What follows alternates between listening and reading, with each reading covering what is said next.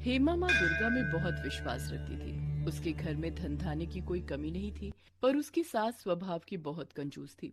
वो अपने लिए तो जी खोलकर खर्च करती, पर कभी भी कोई दान पुण्य नहीं करती थी।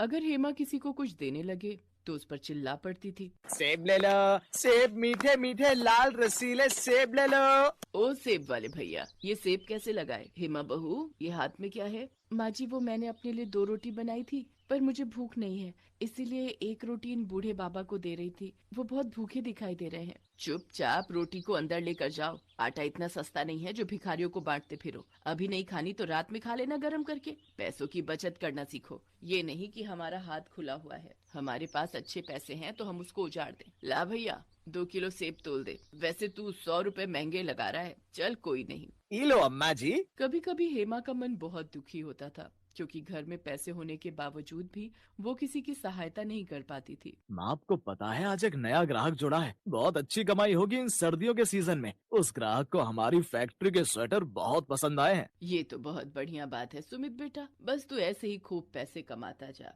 घर में पैसे जुड़े होते हैं तो किसी बात की कोई परेशानी नहीं होती। बस काम अच्छा चलता रहना चाहिए। सुमित का काम अच्छा चल रहा था, कमाई भी बहुत अच्छी हो रही थी। एक दिन हेमा की सास आंगन में बैठी अपने पर्स में से नोट गिन रही थी, पर वो बार बार गिनती भूल जाती। एक साधु बाबा द्वार पर बहुत देर से खड़े भिक्षा मांग रहे थे। ये नोट गिनते गिनते तंग आ गई हूँ। ये नोट है या मुसीबत?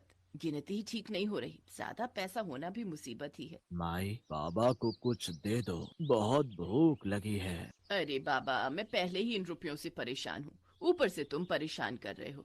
जब तक ये नोट मेरे हाथ में है तुम्हें कुछ नहीं मिलेगा। जाओ यहाँ से। तुम पैसों से इतनी परेशान हो कि एक भूखे को भोजन देने का भी समय नहीं है। माई, अगर तुम इन रुपयों से इतनी ही परेशान हो तो ईश्वर करे तुम्हारी ये परेशानी जल्दी दूर हो जाए। फिर तुम किसी भूखे को खाली हाथ मत लौटाना। हेमा की सास का ध्यान अभी भी नोट गिनने में ही था। वो गुस्से से झुंझला रही थी और उसने देखा कि जब वो नोट नहीं गिन पा रही है, इतनी देर में साधु बाबा भी भूखे द्वार से लौट चुके थे। हेमा उस समय घर पर नहीं थी, उसे इस बारे में कुछ भी नहीं पता था। सुमित शाम को घर लौटता है तो उसका मन उदास था। क्या हुआ?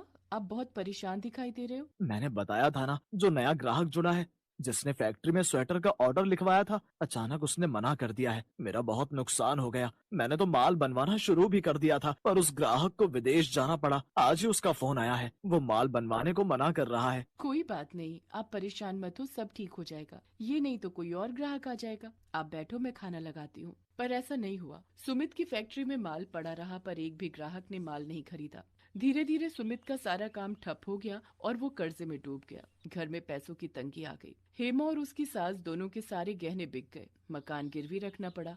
फैक्ट्री को ताला लग गया और वो लोग बहुत गरीब हो गए।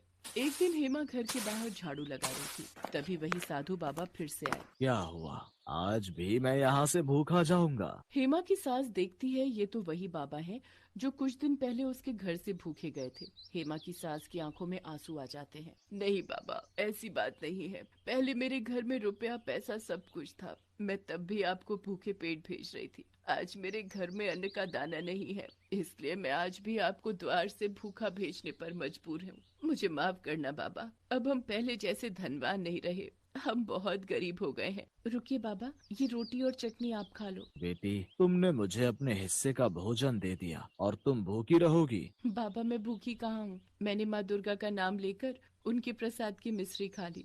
मेरा तो उसी से पेट भर गया। जीती रहो बेटी, तुम माँ दुर्गा की सच्ची भक्त हो। घर में ये परेशानियाँ इसीलिए आई हैं क्योंकि तुम्हारे घर से कभी भी किसी गरीब और बेसहारा को दान पुण्य नहीं हुआ था। तुम माँ दुर्गा के नवरात्रि व्रत धारण करो। माँ दुर्गा से भूल के लिए क्षमा मांगो। भूखों को भोजन खिलाओ, प्यासे को पानी पिलाओ। देखना, तुम्हारे घर की स्थिति पहले जैसी खुशहाल हो जाएगी। ठीक है बाबा, मैं माँ दुर्गा के नाम के नवरात्रि व्रत अवश्य रखूंगी। और फिर साधु बाबा के कहने पर हेमा ने विधि पूर्वक सच्चे मन से माँ दुर्गा के नवरात्रि व्रत रखने शुरू किए। वो माँ दुर्गा के नाम की जोत जगाती थी। घर में उनका कीर्तन और भजन करती थी, जिसमें उसकी सास और पति सुमित भी साथ देते थे। हेमा ने अभी 3 व्रत ही समाप्त किए थे कि सुमित खुशी से घर लौट कर आता है। माँ, जानती हो, मुझे स्वेटर और टी शर्ट का एक बहुत बड़ा ऑर्डर मिला है। दिसंबर तक मुझे ये ऑर्डर तैयार करना है। बहुत जल्दी जल्दी काम करना होगा कस्टमर ने मुझे माल बनाने के एडवांस में रुपए भी दे दिए हैं। तू सच कह रहा है बेटा?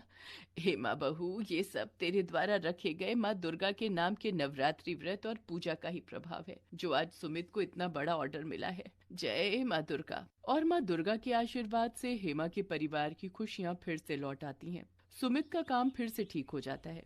अब हेमा की सास भी दान पुण्य करने के लिए मना नहीं करती थी, बल्कि खुद अपने हाथों से गरीबों को दान देती थी। हेमा के परिवार की आर्थिक स्थिति अब बहुत अच्छी हो गई थी, इसलिए वो नियम अनुसार नवरात्रि पर्व आने पर रामनवमी के दिन दुर्गा मंदिर में भंडारा करवाने लगी।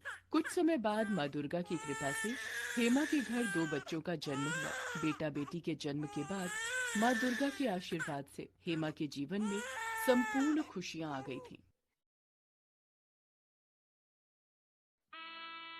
शादी का पंडाल सजा था।